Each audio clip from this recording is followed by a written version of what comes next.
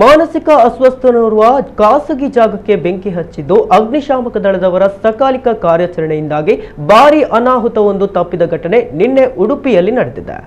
ಮಂಗಳವಾರ ಮಧ್ಯಾಹ್ನ ವೇಳೆ ಉಡುಪಿಯ ಶ್ರೀಕೃಷ್ಣ ಮಠದ ಹಿಂಭಾಗದ ಗೋವಿಂದ ಪುಷ್ಕರಣಿ ಮಾರ್ಗದಲ್ಲಿರುವ ಖಾಸಗಿ ಜಾಗಕ್ಕೆ ಮಾನಸಿಕ ಅಸ್ವಸ್ಥನೋರ್ವ ಬೆಂಕಿ ಹಚ್ಚಿದ್ದನು. ಇದರ ಪರಿಣಾಮವಾಗಿ ಬೆಂಕಿಯು ಖಾಲಿ ಜಾಗಕ್ಕೆ ವಿಸ್ತರಿಸಿತ್ತು. ಸ್ಥಳೀಯರು ಕೂಡಲೇ ಅಗ್ನಿಶಾಮಕ ದಳದವರಿಗೆ ವಿಷಯ ತಿಳಿಸಿದ್ದರು. ಅಗ್ನಿಶಾಮಕ ದಳದ ಸಿಬ್ಬಂದಿ ಮತ್ತು ಸಮಾಜ ಸೇವಾ ಕಾರ್ಯಕರ್ತರು ಸ್ಥಳಕ್ಕಾಗಮಿಸಿ ಬೆಂಕಿ ನಂದಿಸುವಲ್ಲಿ ಸಹಕರಿಸಿದರು. ಬೆಂಕಿ ತಗುಲಿದ ಖಾಸಗಿ ಜಾಗದ ಸಮೀಪದಲ್ಲಿ ಶಾಲೆ ಮತ್ತು ಮನೆಗಳಿವೆ. ಆದರೆ ಯಾರಿಗೂ ಯಾವುದೇ ಹಾನಿ ಸಂಭವಿಸಿಲ್ಲ. ಸಕಾಲಿಕ ಕಾರ್ಯಾಚರಣೆಯಿಂದಾಗಿ ದೊಡ್ಡ ಪ್ರಮಾಣದ ಸಂಭಾವ್ಯ ಅನಾಹುತವೊಂದು ತಪ್ಪಿದಂತಾಗಿದೆ.